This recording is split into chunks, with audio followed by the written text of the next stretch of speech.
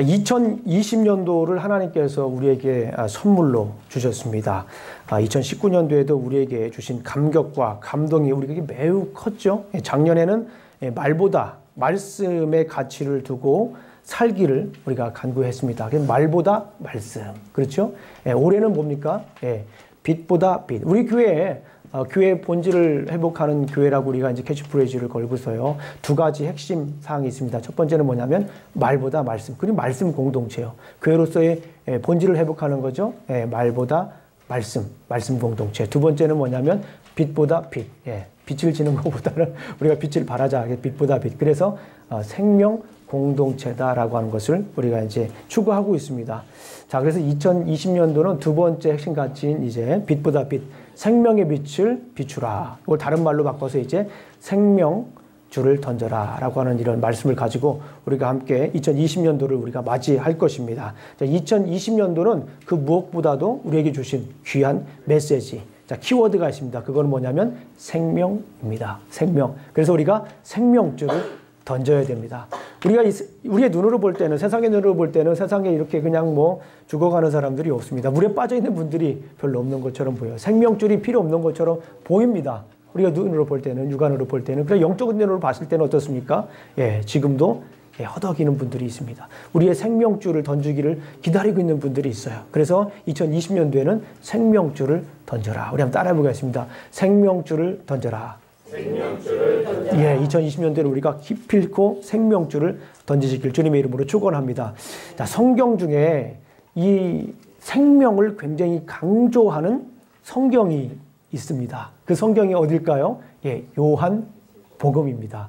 그래서 2020년도에는 요한복음에 있는 말씀을 한번 쭉 우리 한번 살펴볼 것입니다. 주님께서 허락하셔서, 주님께서 지혜 주셔서 잘 강해할 수 있도록, 온전히 말씀이 선포될 수 있도록 여러분들이 이 부족한 종을 위해서도 계속, 목사를 위해서도 계속 기도해 주시기를 주님의 이름으로 축원합니다. 자, 부탁드립니다. 자, 오늘 본문 말씀을 보게 되면 요한복음의 목적을 얘기하고 있어요.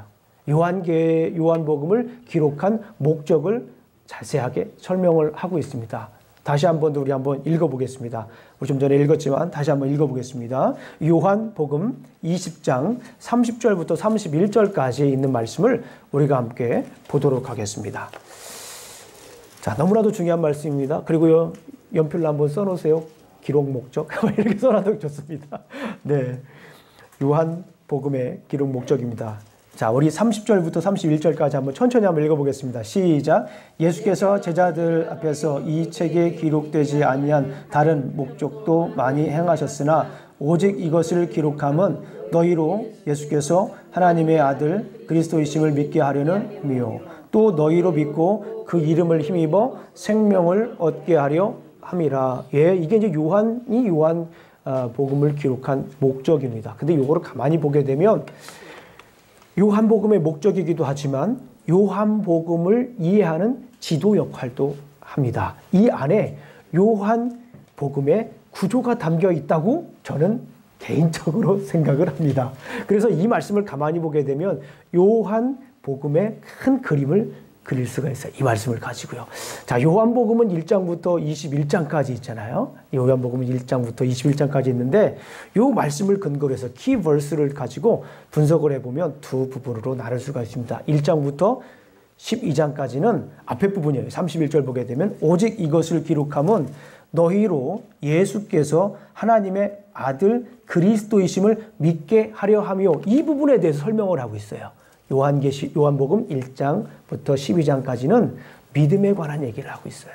그리고 요한복음 13장부터 21장까지는 그 뒤에 부분을 얘기하고 있다, 저는 개인적으로 생각합니다. 너희로 믿고 그 이름을 힘입어 생명을 얻게 하려 함이라. 그러니까 뒤에 부분의 핵심 단어는 생명이다. 앞에 부분, 전반부의 핵심은 믿음, 뒤에 부분은 생명. 물론 요한복음을 계속 읽어보게 되면 이 믿음과 생명이 계속해서 같이 나오는 것은 사실입니다. 그런데 제가 좀 설교를 하면서 좀 효과적으로 하기 위해서 편의상 이렇게 한번 여러분들과 함께 나누기를 원합니다. 꼭 맞는 것은 아닐 수도 있습니다. 그러나 무시할 수 없는 구조이기도 합니다. 여러분들이 함께 이 말씀을 가지고 함께 나누도록 하겠습니다. 자, 요한복음을 기록한 목적이 무엇인가? 첫 번째, 1장부터 12장까지는 믿어라입니다. 한번 따라해 보겠습니다. 믿어라. 예. 요한복음 앞에 보게 되면 어떤 내용이 있을까요? 이 믿으라고 이렇게 말씀을 드렸는데 그냥 아무런 근거 없이 그냥 믿어라라고 이렇게 얘기하지 않았죠. 예. 여기 보게 되면 요한복음 내용을 보면 믿으라라고 하는 이 메시지를 우리가 뽑을 수가 있습니다. 요한복음 맨 앞에는요. 앞에 부분에는 중요한 내용들이 여러 가지가 있는데 그 중에서도 가장 중요한 것이 뭐냐면 7가지 이적들입니다. 7가지 세븐 사이언스라고 하죠. 미라클이라고 하기보다는 사이언스가 더 정확한 표현입니다. 7가지 기적들이 나와 있어요. 그래서 앞에 부분을 어떤 학자들은 기적의 책이다 혹은 표적의 책이다 얘기를 합니다. 그래서 앞에 부분 1장부터 12장까지 중요한 내용이 뭐가 있다고 했습니까? 7 이적들. 이런 7 이적들을 통해서 보여주고자 하는 것이 있습니다. 미리 말씀을 드리지만 믿어라 라고 하는 거예요. 믿어라. 그런데 오늘 요한복음 20장 31절에 보게 되면 믿어라 라고 하는데 그냥 믿어라 라고 하지 않고 믿음에 대해서 구체적으로 또 설명을 합니다. 어떻게 설명을 합니까?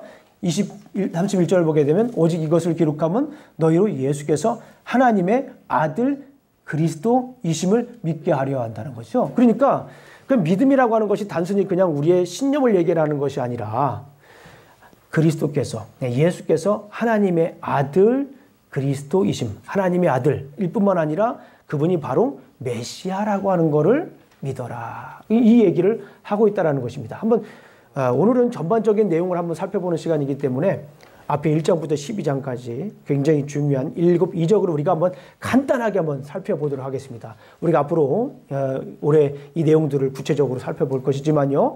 어쨌거나 오늘 한번 전체 요한복음 전체를 가지고 우리가 한번 나누는 시간이니까 한번 앞에 부분에 무엇이 있는가 한번 점검만 한번 해보겠습니다. 7 이적들. 혹시 이걸 알고 계시는 분들 있습니까? 저는 그냥 외우고 있어요. 그냥 저는 앞머리만 따가지고 외우고 있어요. 이거 외우고 있으면 요한복음을 나중에 읽을 때 굉장히 효과적으로 읽을 수가 있습니다. 7가지 이적들을 한번 점검만 한번 해보겠습니다. 자, 요한복음 2장을 가보겠습니다. 2장을 가보게 되면 거기에 무슨 이적이 등장합니까? 가나안 혼례라고 써있죠? 뭐가 뭐로 바뀌죠? 물이 포도주로, 어떤 분들은 포도주가 물로 바뀌었다고 하시는 분인데 물이 포도주로 바뀌는 그런 이적이 이 안에 있습니다. 물론 이 이적의 중요한 의미를 제가 나중에 또 설명을 드리겠지만 오늘은 점검만 하도록 하겠습니다. 그리고 4장으로 한번 가보겠습니다. 4장으로 가면은 어떤 내용이 나와 있을까요? 4장 33절부터 54절까지 여기에는 왕의 신하의 아들을 고치시는 이적이 나타납니다. 이적. 자, 이적이요. 제가 기적이라고 하지 않고 계속 이적이라고 하죠. 영어로 말하면 사이언스라고 합니다. 자, 이런 이적을 통해서 사이언스라고 하는 거예요. 보여주고자 하는 것이 있다라고 하는 거예요. 그죠? 보여주고자 하는 것이 있다라고 하는 거예요. 그것이 뭡니까? 예수는 하나님의 아들이다. 그리스도이다. 이거를 계속해서 보여주고 있습니다. 그러면서 우리에게 말씀을 하죠. 뭐라고 말씀합니까?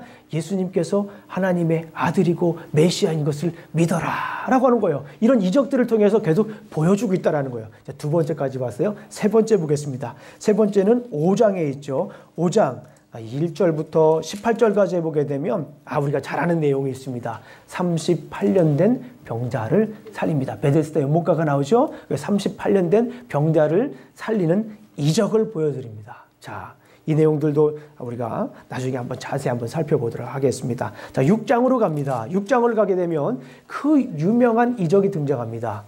5,000명을 먹이시는 사건이 등장하죠. 예, 이게 4번째죠. 4번째. 5,000명을 먹이시는 이적을 보여주십니다. 그리고 6장 16절부터 또 우리에게 이적을 하나 더 보여주십니다. 6번째죠. 예. 바다를 건너시는 이적을 보여주십니다. 바다를 건너는 표적을 보여주십니다. 이 말씀들이 벌써 기대되지 않아요? 이 말씀이 주는 메시지가 뭔가 좀 기대됩니다. 저는 벌써 설레기도 하고요. 자, 그 다음에 6번째입니다. 6번째는 9장으로 가보겠습니다. 6번째 9장으로 가보게 되면 9장에 어떤 내용이 있습니까? 9장에 보게 되면 날 때부터 맹인된 사람을 고치시는 이적이 제 9장에 등장합니다. 마지막 일곱 번째는 우리가 잘 아시는 내용이죠. 네, 11장에 어떤 내용이 있습니까? 제가 굉장히 좋아하는 말씀 중에 하나인데요. 죽은 나사로를 살리는 내용을 우리가 볼 수가 있습니다. 이 7가지 이적을 통해서 우리에게 주시는 메시지가 있습니다. 이 내용이 메시지가 뭐죠? 예수는 하나님의 아들 그리스도입니다. 그 예수를 여러분들 믿으십시오라고 하는 것이 앞에 전반부에서 강조하는 내용이다라고 볼 수가 있습니다. 그런 이적을 그냥 보여주신 게 아니에요. 이런 기적들을 보여주신 게 아니라 그냥 보여주신 게 아니라 이 이적들을 통해서 우리에게 주고자 하는 메시지가 있다라고 하는 거예요. 당시 사람들은 예수님을 믿는 사람들도 있었어요. 믿지 않는 사람들도 있어요. 뭐 요한복음의 대상이 믿는 사람이다, 믿지 않는 사람이더라. 학자들은 굉장히 막 갑론을박 얘기를 하는데 뭐 요한 그걸 가지고 우리가 싸울 필요는 없어요. 요한복음은 믿는 분들, 또 믿지 않는 분들, 모든 사람들을 위해 쓴 내용이다라고 볼 수가 있습니다. 예수님께서 하나님의 아들인 것을 믿지 못하는 분들이 있었어요. 예수님께서 그리스도라고 하는 것, 그리스도가 뭡니까? 메시아잖아요, 메시아. 구약에서 예언된 메시아, 구약에서 예언된 구원자라는 뜻이죠.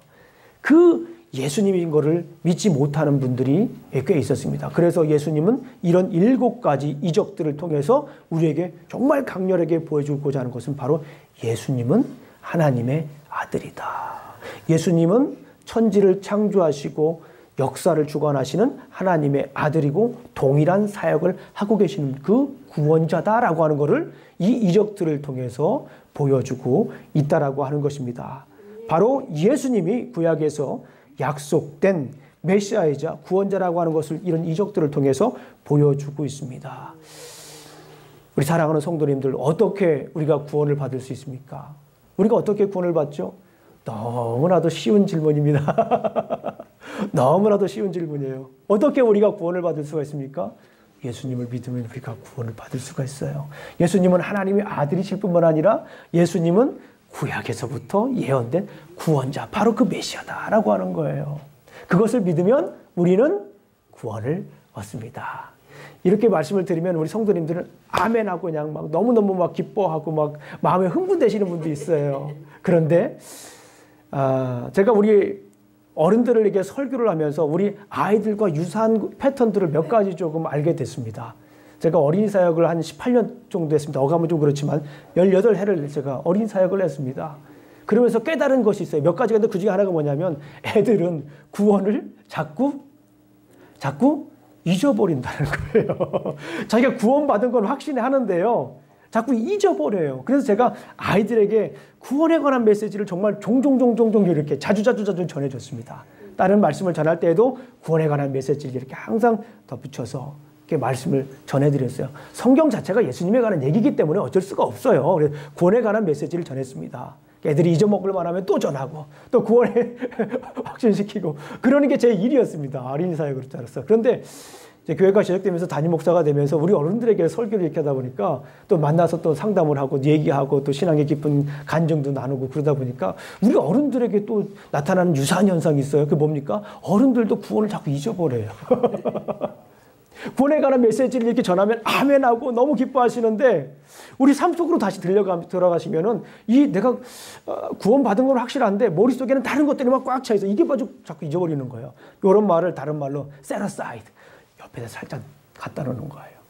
이 구원받았다라고 하는 것이 얼마나 감격적이고 얼마나 감동적인 사건입니까? 우리 인생에 있어서 축제의 사건 아닙니까? 그런데 이거를 자꾸 다른 데로 내려놓고 삶 속에 들어가다 보면은 삶 속에서 일어나는 일들 때문에 우리가 그런 말 하죠. 좀 속어이긴 하지만 치인다 그런 말 하잖아요. 우리 사랑하는 성도님들, 어떻게 구원을 받습니까? 우리 예수님을 믿어야 됩니다. 예수님을 믿을 때 우리는 진정한 구원을 받을 수 있습니다. 우리 자꾸 잊어버려요. 예. 때로는 자꾸 옆으로 내려놓습니다. 살다 보면은 이 돈이 나에게 구원을 주는 거 아닌가? 아니, 직장이 구원을 주는 거 아닌가? 예. 또 나의 비전이나 나의 꿈이, 힘이 막 구원을 주는 거 아닌가? 내가 돈을 많이 벌고 막 하기도 막 좋은 디그리 가지고 있고 막 잘 살고 막 그러면 사람들이 나를 부러워하고 마치 나를 막 이렇게 높여주고 그러는 것처럼 생각하는, 그러니까 구원에 대한 혼돈이 오는 거예요. 우리가 살아가면서. 혼돈이 오는 거예요. 그걸 구원을 잊어버린다고 저는 생각을 하는 겁니다. 구원을 옆으로 이렇게 내려놓고 살라는 것이요. 우리 사랑하는 성도님들 다시 한번 여쭤봅니다. 어떻게 하면 우리가 구원을 받을 수 있습니까? 예수님을 믿을 때. 예수님은 하나님의 아들이고 예수님은 구약에서부터 예언된 구원자, 바로 예수라고 하는 것을 우리가 믿을 때 구원을 받을 수가 있습니다. 그러면 여기서 우리가 하나 좀 생각을 해보죠. 믿는다라고 하는 것이 뭘까? 여러분들 믿음이 뭡니까? 아유, 이것도 너무나 쉬운 질문입니다. 믿는 게 뭘까요? 믿는 게. 믿는 게. 믿는다라고 하는 것은요, 이렇게, 의지하는 겁니다. 믿는다라고 하는 것은 내 것을 내려놓고 의지하는 거예요. 의지하는 분이 있는 거예요. 그러니까 제가 지난번에도 말씀드렸죠. 신앙은 뭔 태다? 또 수동태다. 신앙은 의지하는 거예요. 수동태예요. 내가 하나님을 의지해야 됩니다. 믿음이라고 하는 것도 의지하는 거예요.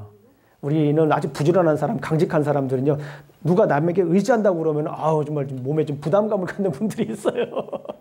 아주 생활력 강하시고 그런 분들 있잖아요. 그런데 우리의 신앙은 의지하는 거예요. 누구를 의지하는 겁니까? 우리 주님을 의지하는 거예요. 옆에 분들 그렇다고 해서 너무 막 의지하지 마세요. 옆에 분들에게 의지하지 말고 우리 주님께 의지하는 거예요. 아이 뭐 서로 신앙은 수동태라고 그러는데 막 의지하도 될 거 막 그래서 서로 막 그냥 의지하면 그래도 곤란한 일이 생길 수가 있습니다. 그러니까 누구를 의지하는가 중요해요. 누구를 의지해야 됩니까? 주님을 의지해야 돼요. 의지하고 거기까지가 아닌 것 같아요. 의지하는 것뿐만 아니라 따라가는 거예요. 의지하고 따라가는 거를 믿음이다라고 하는 거예요. 요거를 다른 말로 말하면은 한마디로 싹 이렇게 그냥 요약하면 의지하고 따라가는 거. 이걸 뭐라고 합니까? 순종하다. 경에도 맞습니다. 순종한다라고 하는 거예요. 믿음에 대해서 설명을 아주 이렇게 잘 설명한 성경 구절이 있습니다. 우리 한번 요한복음 찾아보겠습니다. 요한복음 3장 36절입니다. 3장 36절. 요한복음 3장 36절을 우리가 한번 보겠습니다. 요한복음 3장 36절을 우리가 한번 보도록 하겠습니다. 읽어보겠습니다. 시작. 아들을 믿는 자에게는 영생이 있고 이 아들에게 순종하지 않은 자는 영생을 보지 못하고 도리어 하나님의 진노가 그 위에 머물러 있느니라. 잘 읽어보시면 믿는 자와 순종하지 않은 자 이렇게 서로 대조를 하고 있죠. 예. 아들을 믿는 자는 영생이 있고 아들에게 순종하지 아니하는 자는 영생을 보지 못한다. 그러니까 여기서 우리가 하나 알 수가 있어요. 믿음이라고 하는 것은 뭐다? 순종이다. 믿음이라고 하는 것은 순종이다. 순종이라고 하는 게 뭐예요? 의지하고 따라가는 것을 순종이라고 하는 거예요. 따라가는 거예요. 요한복음에 믿음이라고 하는 단어가 몇 번 사용된 줄 알아요? 저는 예전에 74번 사용된 줄 알았더니 다시 찾아보니까 98번 사용되더라고요. 요즘은요, 제가 뭐 목사님 이거 뭐 헬라어 원문을 보면서 하나하나 다 찾아봤냐고 물어보시는 분들 있을 수 있어요. 근데 요즘은 그렇게 안 합니다. 공부 그렇게 하네요. 소프트웨어가 있어가지고 한번 딱 치면 쫙 나와요. 그래가지고 아주 공부하기가 편리해졌어요. 예. 그런데 98번 등장을 합니다. 그런데 참 특이한 게 있어요. 믿음이라는 단어가 98번 등장하는데 명사는 단 한 번도 등장하지 않아요. 다 동사로 사용이 돼요. 무엇입니까? 믿음이라고 하는 것은요, 어떤 관념이 아니라고 하는 거예요. 믿음이라고 하는 것은 이렇게 멈춰 서 있는 게 아니라는 거예요. 믿음이라고 하는 것은 뭐예요? 의지하고 따라가는 것을 말하는 거예요. 누구를 따라가는 거예요? 예수님을 따라가는 거예요. 근데 예수님을 따라간다라고 하면 좀 약간 막연해요. 그러니까 요 말을 넣어야 돼요.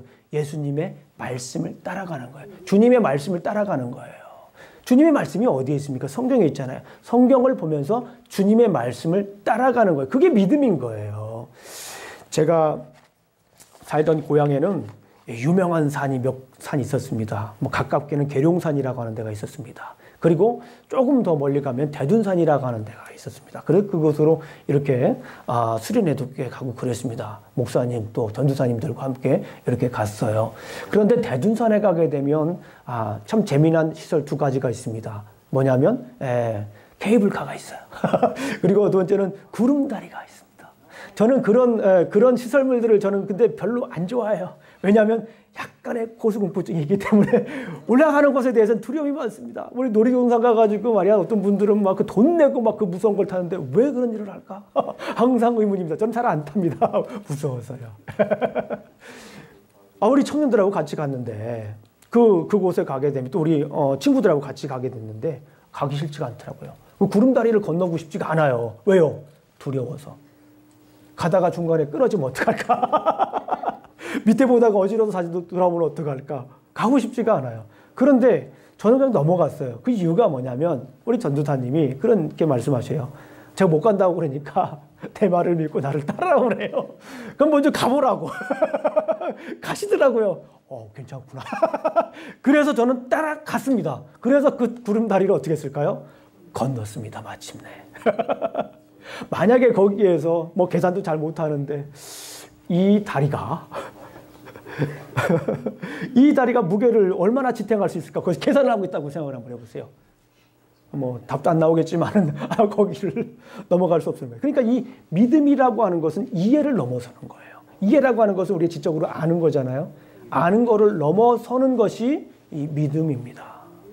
많은 사람들은 생각할 때 이성 안에서만 우리 자꾸 종교를 생각해요. 칸트가 이런 책을 썼습니다. 임마누엘 칸트라는 사람이 이성의 한계 내에서의 종교라고 하는 책을 썼어요. 물론 이게 종교가 기독교입니다만 이성 안에서만 종교를 생각하는, 이성 안에서 뭘? 하나님을 생각하는 거예요. 이성 안에서만 신앙을 생각하는 거예요. 그건 반쪽도 안 돼요. 이성을 넘어선 하나님의 세계가 있어요. 예수님이 하나님의 아들인 것이 여러분들 이해될 수도, 이해로도 알 수 있지만 이거는 믿음으로 나아가는 거예요. 이건 믿어야 되는 거예요. 하나님은요, 이해의 대상이기도 하지만 하나님은 더 중요한 건 믿음의 대상이에요. 하나님을 우리가 논증해가지고 제1논증법, 제2논 3, 2, 3, 4 논증법 해가지고 목적론적, 우주론적, 존재론적 해가지고 하나님을 증명하려고 많은 사람들이 시도했지만 거기는 다 오류가 있습니다. 왜 그렇습니까? 하나님은 이해의 대상이 아니라 하나님은 믿음의 대상이기 때문에 그런 거예요. 우리 사랑하는 성도님들 중에 이 자리에 혹시 이 시간 한번 점검을 한번 해볼까 싶습니다. 예. 믿음이 없는 분들은 오늘 한번 믿음을 가졌으면 좋겠어요. 예. 제가 이 구름다리에 발을 내딛었듯이 한번 걸어가 보십시오. 걸어가 보면 여러분들 놀라운 일들이 일어나는 거예요.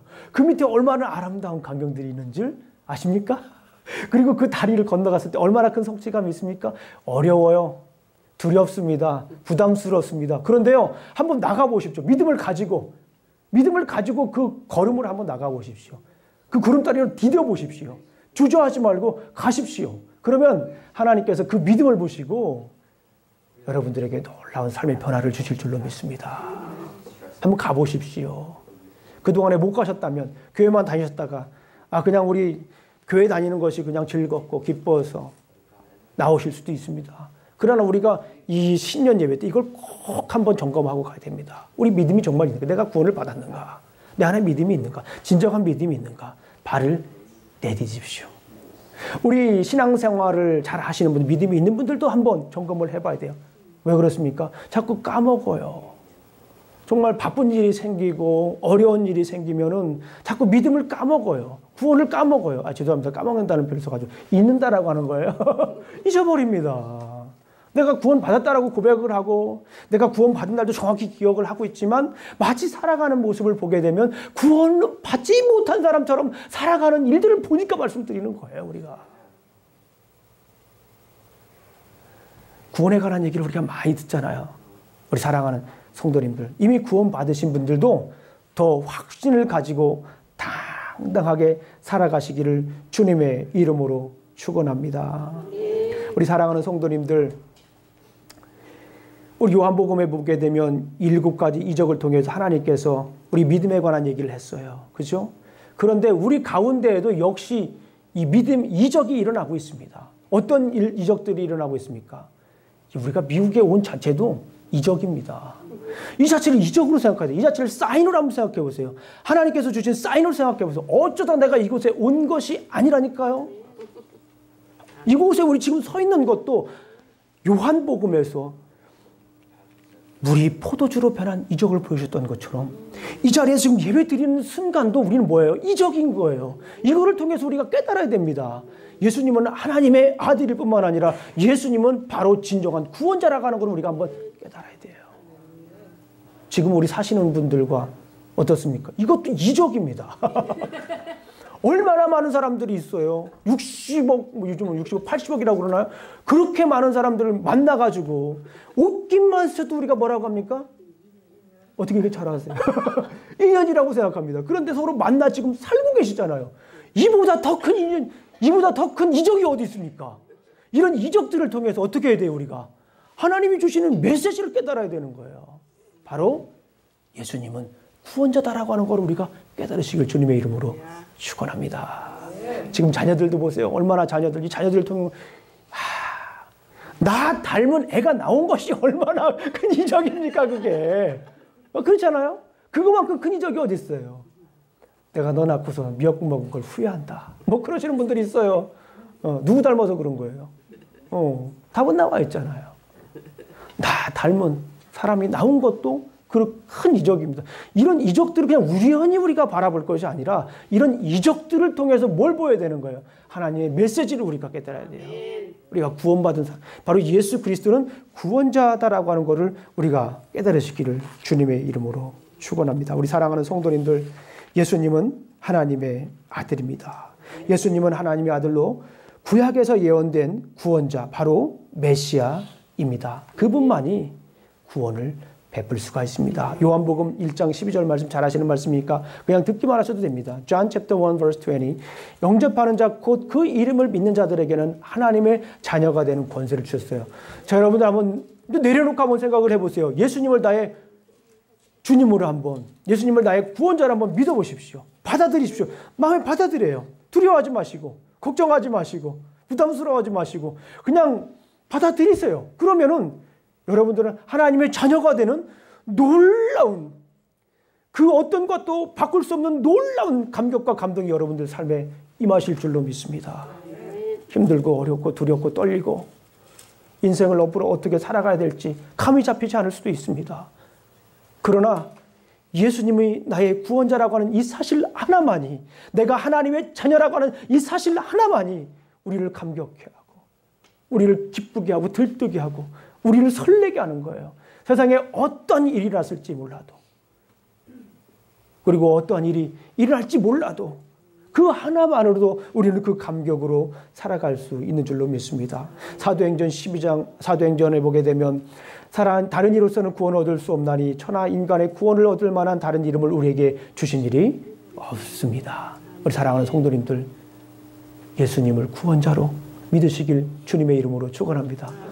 우리 이 주변에 일어나는 일들을 이적으로 생각하세요. 요한복음 앞에서 7가지 이적을 보여주셨던 것처럼 우리 주위에 일어나는 이런 일들을 이적으로 생각하셔서 나에게 주시는 메시지가 무언가 분명히 깨닫기를 주님의 이름으로 축원합니다. 설교하다 보니까 파워포인트 넘기는 걸 까먹었습니다. 가끔 이래요. 자, 두 번째 섹션입니다. 두 번째 섹션. 두 번째 섹션을 보게 되면 앞에 부분은 믿음에 관한 얘기를 하고 있어요. 두 번째 부분은 무슨 얘기를 하고 있습니까? 두 번째 부분은 생명에 관한 얘기를 하고 있는데, 생명이라고 그러면 너무 딱딱한 단어라서 제가 살라 그러겠습니다. 살라. 따라해 보겠습니다. 믿고 살라. 그러니까 이 말씀을 가만히 보니까 믿는 사람들이 얻게 되는 결과, 믿는 사람들이 얻게 되는 축복, 이게 무엇입니까? 믿었을 때 나타나는 결과가 무엇이죠? 생명을 얻게 되는 거예요. 오늘 요한복음 20장 다시 한번 보겠습니다. 요한복음 20장 31절. 요한복음 20장 31절을 보게 되면 오직 이것을 기록함은 너희로 예수께서 하나님의 아들 그리스도이심을 믿게 하려 함이요. 너희로 믿고 그 이름을 힘입어 생명을 얻게 하려 함이라 라고 이렇게 얘기를 하고 있어요. 생명에 대해서 얘기를 합니다. 믿는 사람들은 무엇을 얻게 됩니까? 생명을 얻게 돼요. 믿는 사람들은 무엇을 얻는다고요? 생명을 얻게 되는 거예요. 믿는 사람은 죽지 않아요. 믿는 사람들은 어둠에 있지 않습니다. 믿는 사람들은 절망 가운데 있지 않아요. 믿는 사람들은 어떻게 됩니까? 살아요. 따라해 보겠습니다. 믿는 사람은 산다. 믿는 사람은 이긴다.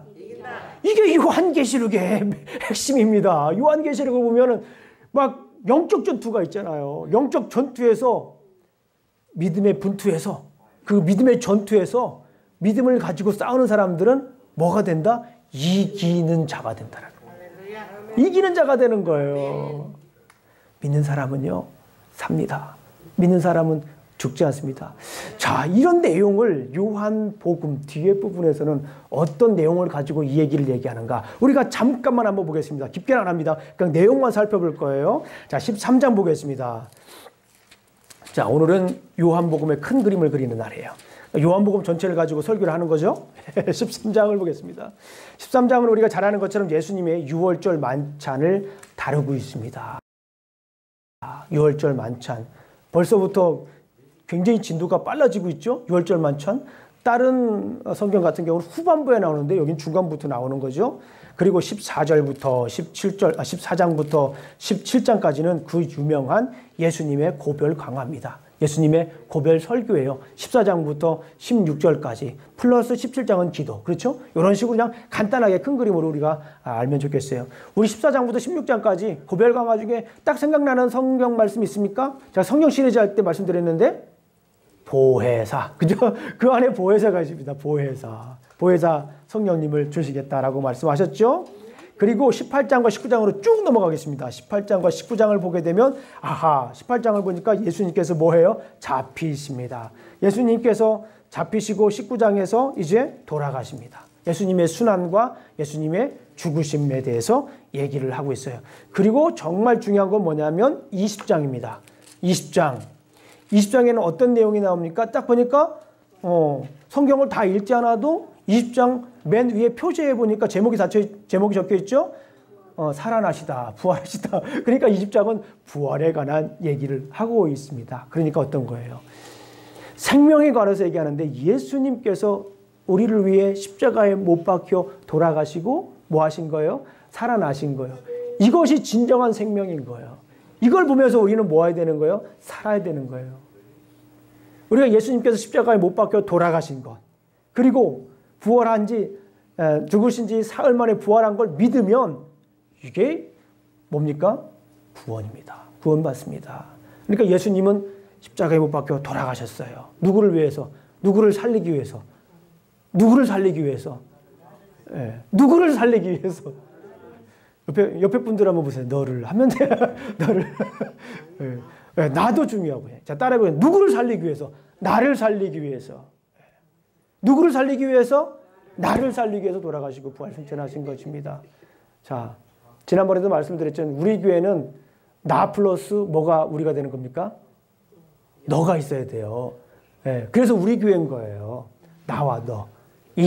und du. 나가 너. 그러니까 나만 생각하면 안 돼요. 누굴 생각해야 돼요? 너를 생각해야 돼요. 이번에는 좀 부담스럽더라도 한번 그래도 너무 표 안 나게 그래도 살짝 한번 해보겠습니다. 믿으면 누가 산다? 내가 산다. 그리고 두 번째는 믿으면 누가 산다? 당신이 삽니다. 너라고 하지 말고 당신이 삽니다. 이렇게 한번 해보겠습니다. 두 번째요. 첫 번부터 당신이라고 하면 안 돼. 첫 번째는 나. 두 번째는 당신. 믿으면 누가 산다? 내가 살아요. 내가 살아야 돼요. 따라해보자. 내가 살자. 내가 살자. 어떤 사람들은 사는 게 아니다. 그런 분들이 있는데 믿으면 내가 살아요. 예수님을 믿으면 산다니까요. 할렐루야. 주변에 어떤 사람이 상관없이 내가 믿으면 산다니까요. 살아요. 믿음이 있어야 돼요. 자, 믿으면 누가 산다? 내가 산다. 이제 당신이 산다 해야죠, 이제. 믿으면 누가 산다? 당신이 산다. 당신이 산다. 네. 좀 옆에 있는 분들 한쪽만 하면 또 아쉬워할 수 있으니까 옆에 분들 다른 사이드로 한번. 믿으면 누가 산다? 당신이 산다. 네, 당신이 사는 거예요. 내가 살면 주변에 있는 사람들도 같이 살아요. 그러니까 그래서 우리가 살아야 돼요. 그럴 때 우리가 진정한 생명 공동체, 교회로서 사명, 생명 공동체 아닙니까? 살아야 돼요, 우리가. 우리 사랑하는 성도님들, 이 두 번째 섹션에서 얘기하는 것이 뭐예요? 13장부터 21장까지는 살아라. 살아라라고 이렇게 말씀을 하고 있습니다. 자, 우리 사랑하는 성도님들 정말 살기를 원하십니까? 생명력을 가지고 살아가기를 원하십니까? 조금만 더 구체적으로 열등감을 벗어 던지고 능력 있게 살아가기를 원하십니까?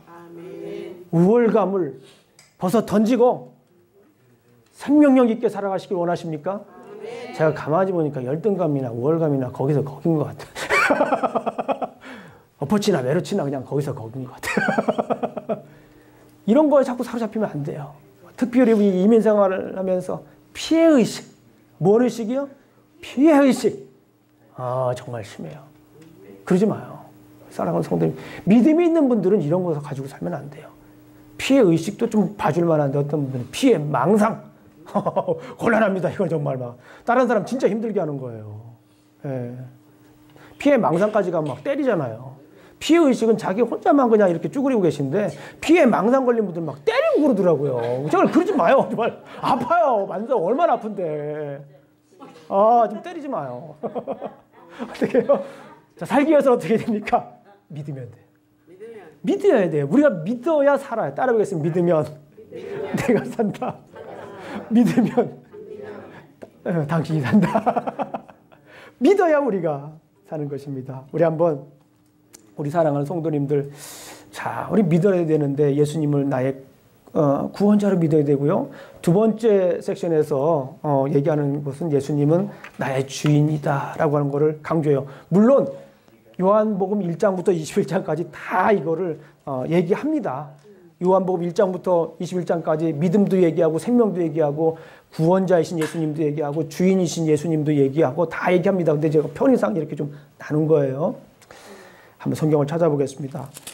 요한복음 18장 37절, 요한복음 18장 37절, 요한복음 18장 37절 너무나도 중요한 말씀이죠. 빌라도가 얘기를 합니다. 예수님께서 순환받는 그 동안에 일어나는 사건이죠. 37절 우리 한번 천천히 한번 읽어보겠습니다. 시작. 빌라도가 이르되 그러면 내가 왕이 아니냐? 예수께서 대답하여 이르시되 내 말과 같이 내가 왕이니라. 내가 이를 위하여 태어났으며 이를 위하여 세상에 왔나니 그 진리에 대하여 증언하려 함이로다. 무릇 진리에 속한 자는 내 음성을 듣느니라 하신데 빌라도가 물어보고 너 왕이니? 그러니까 나 왕인데. 이러면서 예수님이 누군가를 역설적으로 보여주는 거예요. 예수님은 누구다? 왕이다. 누구를 다스리는 왕이다? 나를 다스리는 왕이다. 무엇을 다스리는 왕이다? 이 세상을 다스리는 왕이신 거예요. 그러니까 우리가 하나님의 자녀가 됐다라고 하는 것, 주님의 자녀가 됐다라고 하는 것이 그냥 이게 보통 일이 아닌 거예요. 그죠? 여러분들 왕자예요. 여러분들 뭐라고요? 공주다. 우리 한번 따라해 보겠습니다. 나는 왕자다. 나는 공주다. 너무 막 민망해서 못 하시는 분들 계시는데 이거는 정말 중요한 신학적 메시지입니다. 나는 공주고 나는 왕자로서 우리가 살아가야 돼요. 다음 주에 다들 공주처럼 하고 오세요. 네, 하나님은 예수님은 왕이다라고 하는 것을 역설적으로 보여주시는 거예요. 날 다스리는 왕이다. 두 번째 우리가 한번 보겠습니다. 우리 20장 28절 29절 John chapter 20 verse 28, 29입니다. 여기는 잘 아시는 것처럼 도마에 관한 말씀이 나오죠. 도마에 관한 이야기인데 이 도마가 정말 예수님이 누군가라고 하는 것을 요한복음 전체에 나와 있는 것을 아주 간단하게 아주 임팩트 있게 짧고 굵게 그냥 펀치를 날립니다. 예. 그게 뭐예요? 한번 보겠습니다. 20절, 28절 시작. 도마가 대답하여 이르시되 나의 주님이시요 나의 하나님이시니라. 누가요? 예수님이요. 예수님이요. 예수님은 나의 주님이시요 나의 하나님이시다라고 고백하는 거예요. 이게 예수님의 정체성을 얘기해 주는 거예요. 두 번째 섹션에서 뭘 얘기합니까? 예수님은 나의 주인이다라는 거예요. 다시 한번 우리 성도님들에게 여쭤보겠습니다. 누가 우리 성도님들의 주인이십니까? 어떻게 이렇게 대답을 이렇게 잘하세요? 제가 일부 예배 드릴 때는 이렇게 얘기하고서 제가 대답을 했어요. 다들 1부 예배 때는 잠이 들 깨셔서 그런지 그냥 가만히 계셔가지고 제가 2부 예배 때는 서로 이렇게 주고받고 인터랙션을 하겠습니다라고까지 얘기했어요. 그런데 우리 성도님들께서 이렇게 그냥 잘해주시니까 너무 감사합니다. 누가 우리 가정의 주인입니까? 누가 우리 사업의 주인입니까? 누가 우리를 다스립니까? 누가 우리 교회를 다스립니까? 누가 우리 교회의 주인입니까? 내 인생의 주인이 내가 아니에요. 세상에서 말하는 학문이나 세상에서 말하는 지혜자들의 얘기는 네 인생의 주인은 너라고 얘기를 하잖아요. 그래서 네가 잘 돼야 네가 성공하는 거야 라고 얘기를 하잖아요. 그런데 우리 성경에서 말하는 거는 우리 인생의 주인은 누구이다? 예수님이다. 그 주인인 예수님을 우리가 의지해야 됩니다. 우리 사랑하는 성도님들, 우리 성도님들의 자녀의 주인은 누구예요? 다시 한번 물어볼게요. 우리 성도님들의 자녀의 주인 누구예요? 예수님이에요. 예수님의 자녀를 우리가 키워야 됩니다. 예. 우리 시각을 좀 바꿔야 돼요. 못난 자녀는 없어요. 못난 자녀라고 하는 순간 나는 우리 신성 모독죄에 걸리는 거니다. 말도 잘 하셔야 됩니다. 예. 우리 자녀들의 주인이 누구예요? 예. 이건 좀 곤란할 것 같은데요. 우리 남편의 주인은 누굽니까? 예수님. 우리 와이프의 주인 누구? 예수님. 내가 아닙니다. 예. 내가 아니에요. 요한복음 14장 6절에 보면 이런 말씀이 있습니다. 잘 아시는 말씀이죠. 나는 길이요 진리요 생명이니 나를 말미암지 않고는 아버지께로 올 자가 없느니라.